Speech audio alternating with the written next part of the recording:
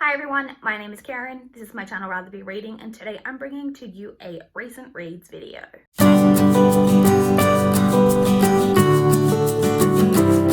It has been a week since I last checked in for a recent reads video. I've had a decent-ish reading week. I completed 6 things, but I also had 2 DNFs, so kind of a mixed bag. Let's just jump straight in and talk about everything that I did read, including the DNFs when we get there.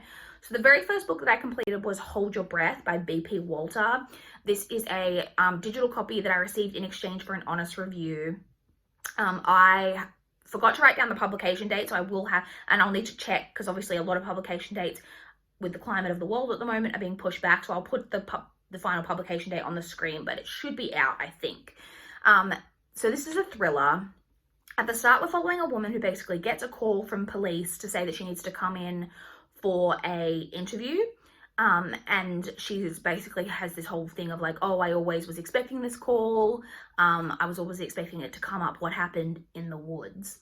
You then kind of go back in time and follow her as a child. She's like 11 years old type of age range, when her mother was experiencing some really severe mental health issues. And one day her father comes home and basically says, pack up your stuff, we're going away for a while. And he drives her and her mother to a house in the middle of a house just on its own in the middle of some woods. And it's about what happened when they were there. For the first kind of 2/3 of this I would say, I was quite enjoying it. The vibe of the story was really creepy and sinister, which I really liked. And I really liked the whole kind of what was happening in the woods, why they were there and what was happening. I was really into that. But then the ending was really anticlimactic. And then in particular, the end generally was anticlimactic, but then the last chapter itself was just one of those chapters where you just I don't know why that was in there. It was incredibly pointless and it just made the story a bit weird. And I didn't like that at all. So in the end, I gave that 3.25 stars. I then read The Ocean at the End of the Lane by Neil Gaiman. This is kind of hard to describe what this is. It's kind of fun. It's fantastical, magical realism. You're basically following a man who is returning to the house, which is in a country area in England that he grew up in, for a funeral. But when he's there, he basically ends up coming across this house that's near the house that he lived in, and the people that live there, and having, and then he basically is then remembering on the encounters that he had with those people over this particular, I think it's a summer holidays, when he was 7 years old. And it's very fantastical, very whimsical. And I didn't know what to expect of this going in. I've heard kind of mixed reviews of this and heard very general, kind of weird things about it. And I just didn't know what to expect. I really enjoyed this.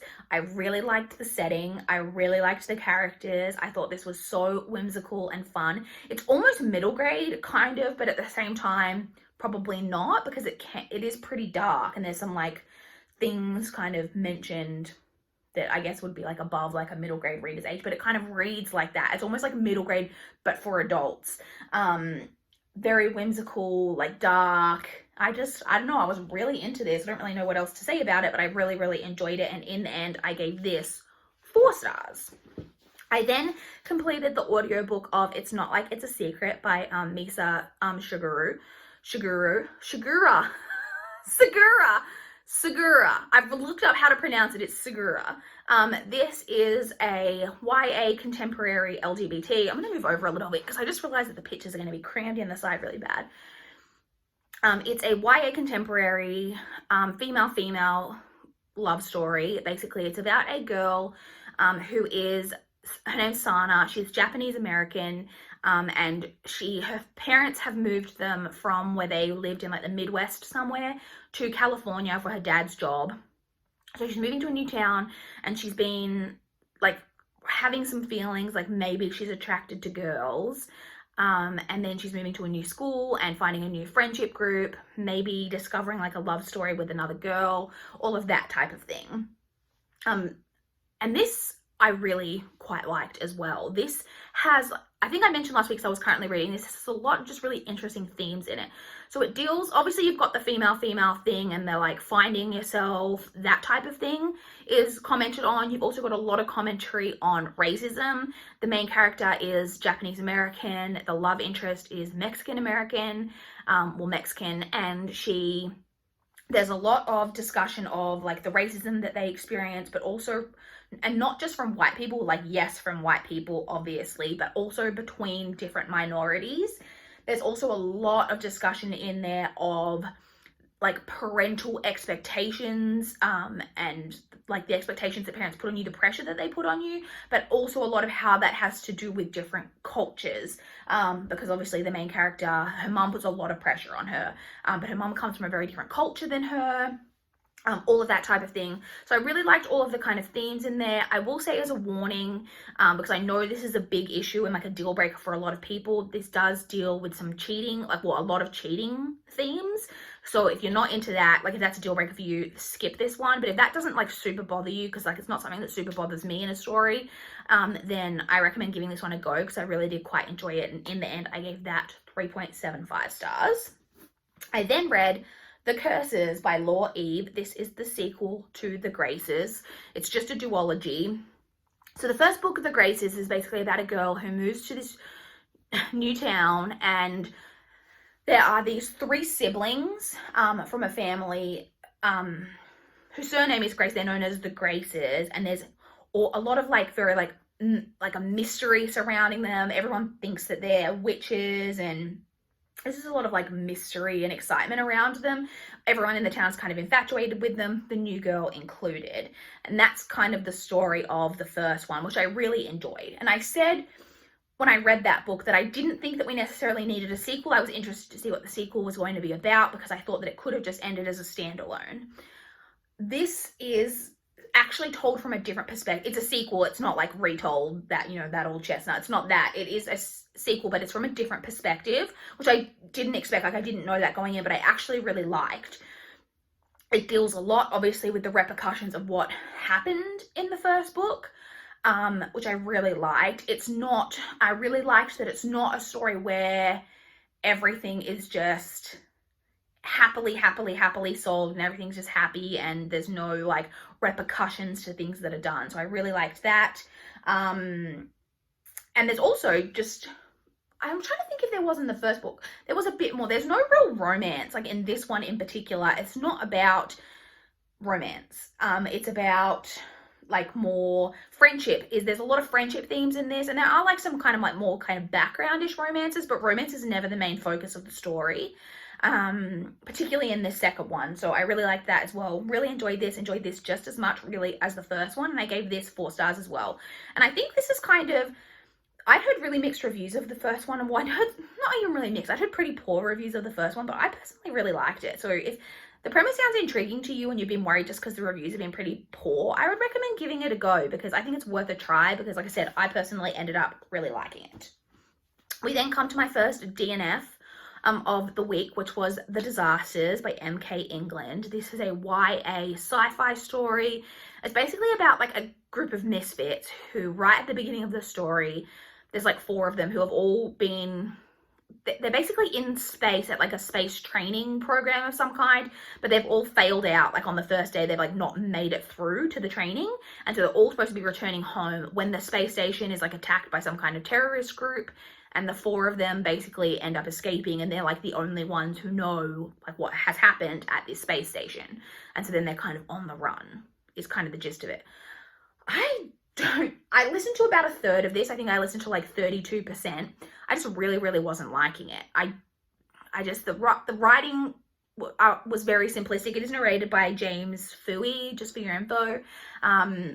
The writing just felt kind of very simplistic. There was also a lot, like in the first, your very typical like type of cheesy YA type of stuff where they're in an extremely life-threatening situation, but the main character, who's male, is noticing how attractive different people in the group are. And I will say that this does feature a bisexual main character, which is fantastic, and I was really looking forward to that. But then it's also like love triangle-y, which I didn't like. We were already getting into some love triangle territory, which I didn't love.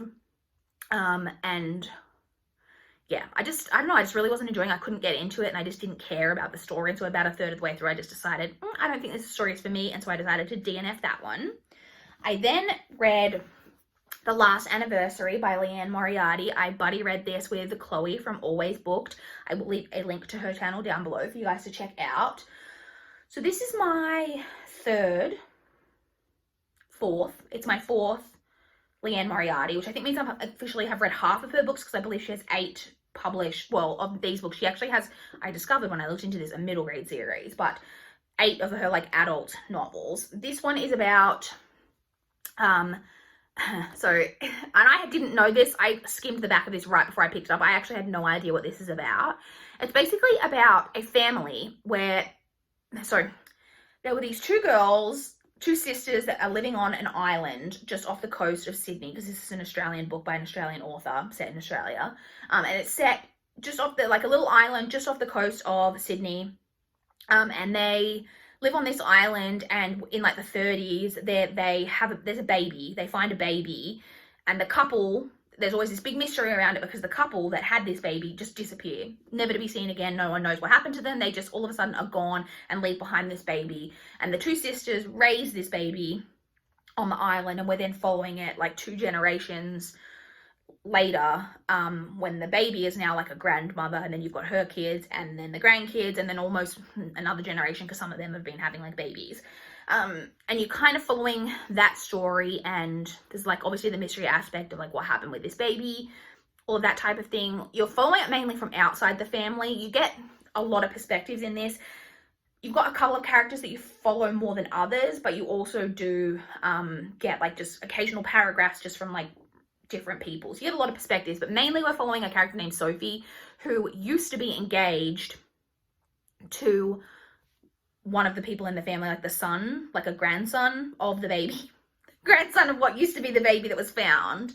And basically at the beginning of the novel, the like matriarch of the family, like one of the sisters that found the baby, who was like 90 years old or whatever, passes away, and she leaves her house on the island to this character Sophie, who used to be engaged to him, and that causes all family conflict and all of that. And then we get this whole like mystery aspect with what happened with the baby, blah blah blah. I have mixed feelings on this, because I was very intrigued right off the bat, like kind of from the mystery. But having said that, I made a joke, like an offhand joke to Chloe when we were talking about this right at the beginning, that I was like, oh, I bet it's this, haha. That's what it was. So I guess the mystery right up top, like literally from skimming the synopsis, I hadn't even read a page. So there's that. And then the middle meanders. There's a lot of like parts where you just kind of like following characters, and it's like very much like characters, like about the characters' lives, and the mystery is just kind of there, like plotting along with it. And it definitely meandered in the middle, and I was a bit like, okay, like kind of let's just get to the point. And then, like I said, I was disappointed with the outcome of the mystery. But then the very end part, there's something that happens right at the very end that I was like, oh, and I very much enjoyed, that I didn't expect, and I very much enjoyed that. I will also say there's a lot of trigger warnings in this, which I was surprised about as well. So a lot of trigger warnings. This has got trigger warnings for suicide, trigger warnings for postpartum depression. That's a big one. Trigger warnings for rape, trigger warnings as well, kind of around unhealthy attitudes towards food and weight. There's a lot of like fat shamey type of language in here, but then also like a character themselves who struggles with their weight, making a lot of self-hating comments and things as well. So there's a lot of that in there. So like I said, very mixed opinions. Some things I really liked, some things I didn't like. In the end, I gave this 3.5 stars.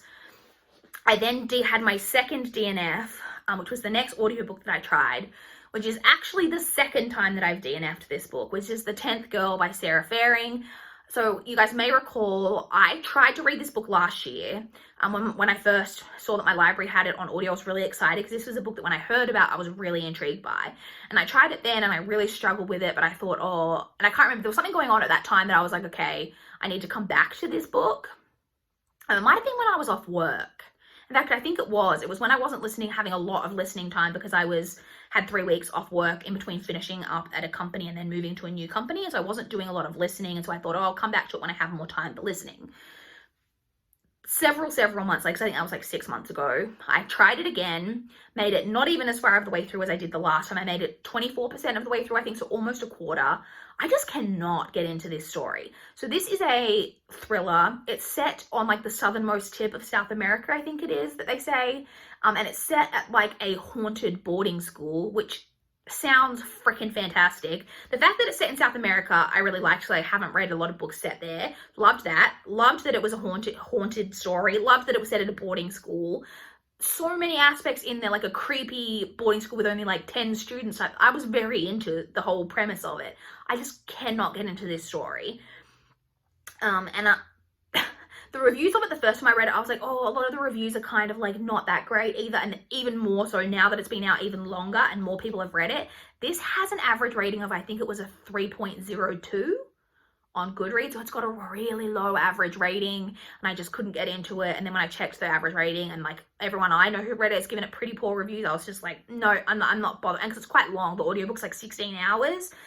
So I was like, no, I'm not bothering to try push my way through it because I just really, really wasn't enjoying it. So that was the second DNF of the week. I then read Day Zero by Cressley Cole. This is book 3.5 in the Arcana Chronicles. So the Arcana Chronicles is a YA post-apocalyptic kind of paranormal series. So there's basically a big apocalyptic event that happened.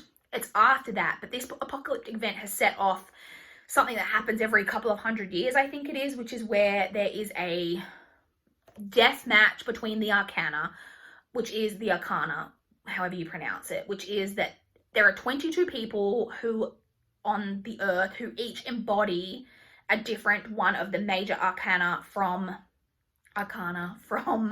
the tarot. And the aim of this game that they play is that you basically have to kill all of the other arcana, and then the person who manages to kill the rest gets to live as an immortal until the next game, however many 100 years later or whatever that it is. They're then immortal until the next game starts, and then it all starts again, and then whoever wins that one gets to be immortal, blah, blah, blah. So that's the story that we're following. This is book 3.5. This is not what I expected, because book 3.5 is obviously it's a novella, but it's not even really a novella because it's not really a story. What it turns out that this is literally basically a summary of all of the 22 arcana, or arcana, whatever. You get a little, I'm trying to flip to, so basically you get, well, I don't know, I can't really show you this because it might be spoilers for you basically get a little summary of each of them at the top that's like, you know, what they're known by, what their powers are, their special skills, their weapons, what their icon is, their unique characteristics, and then what they were doing before the Flash, which is what like the apocalyptic event was. You then get like a brief little story about most of them, about what they were doing on the day that the Flash happened, like right before the Flash. And then you move on to the next character, and that's the whole book, is that for the 22, well, not all of them. They're all in here, but you don't get a little story for some of them, because some of them it's like a secret thing as to who they are, and there's one like, I don't want to give too much away from the series. So it was kind of helpful, but I got this from the library, so I have to return this, although my library is now closed officially until the 1st of July, so I will probably maybe have this for a while, because I was like, this would be handy to kind of have on side to refer to when you're reading the other books. But apart from that, most of the little stories about the characters before I didn't care about, because they're not characters. Some of them we haven't even met, like in the main story. And then some of the ones that we have met, I couldn't even remember that much about them. And some of them I just didn't care about. Most of them I just didn't care about. So, but at the same time, I recognize that this is helpful. So I ended up giving this 2.75 stars. Had mixed feelings on it. And then very quickly to touch on the owls and what completed what owls. Neither of the two audiobooks completed any owls, so I didn't bring my laptop in, so I really should have. So this completed the owl for, I'm gonna have to put it on the screen. It's the one where you had to use, it's divination. Never mind, don't have to put it on the screen. It's divination, where you use a random number generator to select a book off your TBR. This is the book off my TBR that got selected, so I've read that. So I completed the owl for divination now. This was the owl for history of magic, which was to read a book with witches or wizards.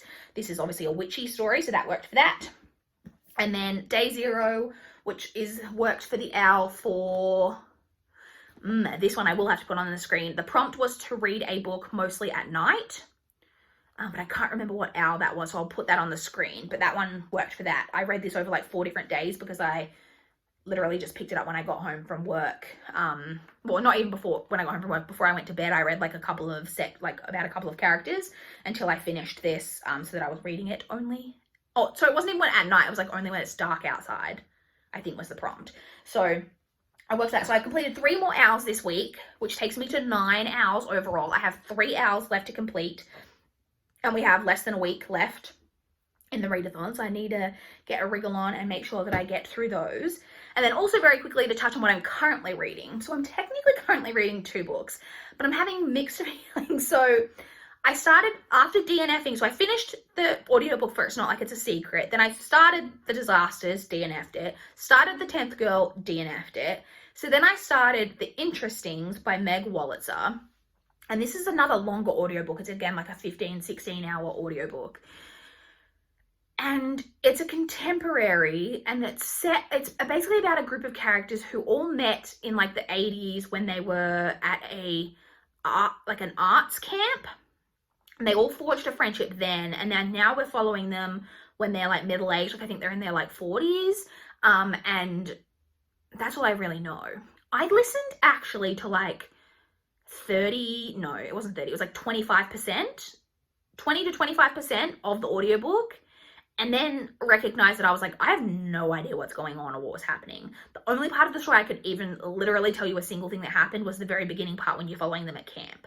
So I was like, okay, I need to go back to that and to re-listen to that from there. So I did that. I went back and then I listened to like, I think I've only listened to like a chapter or 2 from that part again. And again, I couldn't tell you what happened in that chapter or 2.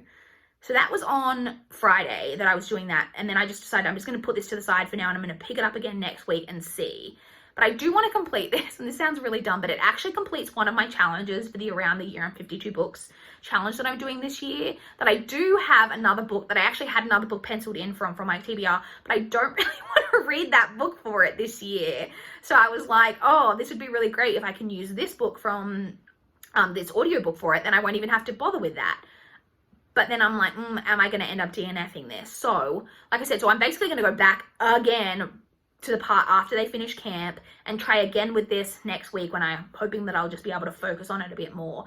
But if I listen to another, like, try that portion of it again and I still can't figure out what's going on, then I'm going to end up DNFing that one as well. So that's a watch this space. Who knows what's going to happen with that. But then I also have my physical read. I'm currently reading The Distant Hours by Kate Morton. This is the book that I picked from my TBR jar this month because this is one of the ones that was on, I think it's my physical to read list. So I had written this down as a book that I wanted to read like literally probably like 15 years ago. I don't even know. And this is one that I actually got from my mum's shelf because this is one that my mum has. So I'm using like the ribbon bookmark. I don't know if you can see that. I'm just under halfway. It's about 500 pages long and I've read just over 200 pages. This is historical fiction, but like dual timeline, which seems to be like Kate Morton's thing. This is only the second of hers that I've read, but from what I gather, that seems to be like a standard thing. You basically follow a character kind of in modern times, although this is set in the 90s, but I think maybe this was published in the 90s because this is her second published book, Kate Morton. When was this published? Oh no, in 2010. So I presume just for the time, so it's set in the 90s, following a character in like 1992, whose mother was an evacuee during the Second World War. And so basically a lot of the children in London were evacuated into like country areas in case of bombings. And she was taken in by 3 sisters who lived in this castle, Middlehurst Castle. And it's about the main character discovering that and then discovering what happened all of the years ago with these 3 sisters. So you kind of go back and forth between the 1992 and then actually different time periods around the sisters and to do with the war and all of that. So, but it's not really like war because it's not following the war. It's just set during war times, but in England. But the war is going on, obviously. So I will say that I'm enjoying this, but it is pretty slow. It's been slow going so far, but I haven't had time to really sit down and like read big chunks of this. But so I'm hoping to get this done this weekend because this one doesn't actually complete any of my owls. And I still, like I said, have 3 books that I need to read for that. So I need to finish this and get through all 3 of those, although one of those is audio. That's what I mean. I don't have time to faff around with the interestings if that ends up being an issue because I have another audiobook that I have to read for owls.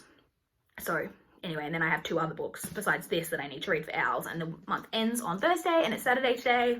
So it's definitely doable for me, but I just need to make sure that I don't meander off on my TBR. So that is what I'm currently reading. That's it. This video went longer than I anticipated, but I would love to chat with you guys in the comments down below if you've read any of these books. if you've got any thoughts on them, or if you guys want to chat about what you guys have been reading recently. I would love to know. Please like this video if you liked it. Please subscribe if you want to see more on my channel. That is all I have for this video today. Bye guys!